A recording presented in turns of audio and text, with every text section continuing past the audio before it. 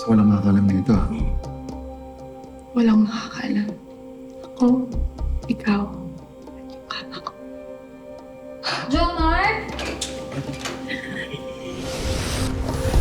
Siguro narinig nyo na yung how can you face a problem if your problem is your face? Agoy naman. Parang palasak na joke, hindi ba? Pero tila suwak ito sa naging kapalaran ni Gwen. Sa kabila ng mga pangungutya at diskriminasyon sa kanyang itsura, nagawa niyang magkaroon ng maayos na buhay. Pero pagdating sa buhay pag-ibig, ibang usapan na yan. Paano kaya haharapin ni Gwen ang bagong hamon? Tutukan niyo ang ating bagong 3-part special dito lang sa Tadhana.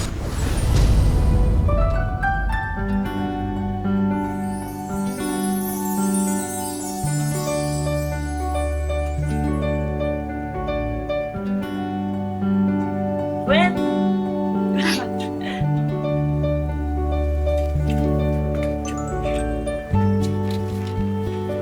Huwag po kayo mag-alala, hindi ko po nakalimutan. Salamat. Ito na yung pinapasuyo mong pangbayad ng kuryente at saka tubig. Ako maraming salamat talaga. Hulog ka talaga ng langit sa mga kagaya kong pinapapos. Hayaan mo, ibibigay ko rin sa katapusan. Walang anuman ho. Sino-sino pa ba ang magtutulungan kundi tayo, di ba? Maraming salamat Sige po, talaga. di ba ito po yung paborito niyo, yung tinola? Kwento! Ito, Isa pang kanin. Hoy, pangatlong kanin mo na yan ah. Rico, hinay-hinay lang ah, yung diabetes mo. Huwag ka muna magluto ng masarap. Cute mong pa-cute. Ligawan mo na kasi. Iba type niyan. Ito siya. Parents niya nasa abroad. Ito ako. Isang ulilang law student, struggling pa. O, ayan. Last mo na yan, ha? Salamat na pala sa alaga, sabi ni Rico. Kwento, selfie tayo. Bakit? Wala pa tayong picture na tayong dalawa lang.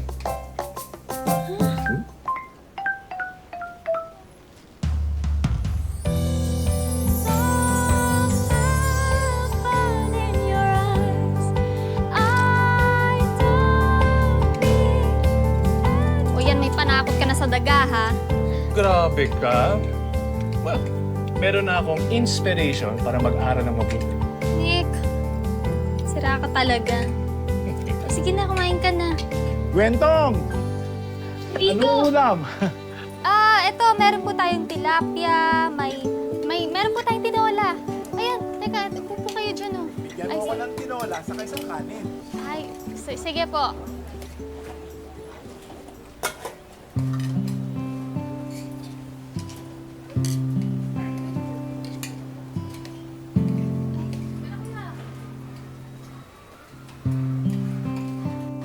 Nay, halika po, upo po kayo dito. Huwag po kayo mag-alala, bibigyan ko po kayo ng pagkain tsaka ng tubig, ha? Maraming salamat, Iha. Pagpalain ko ng Diyos. Ano po bang gusto niyo ulam? Tong, order na ako please.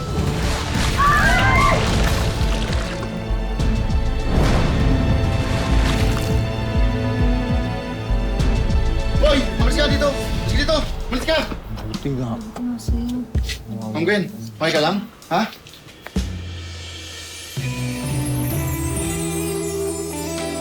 Okay ka lang? Ano ka ba? Punasan kita. Kumain ka na Wala. ba? Pagkain yung tip ko. Okay lang ako. Salamat. Basa ako. Palit ka na. Gwen! Ay, okay ka. Ito, Gwen. Ano yan? Ano yan?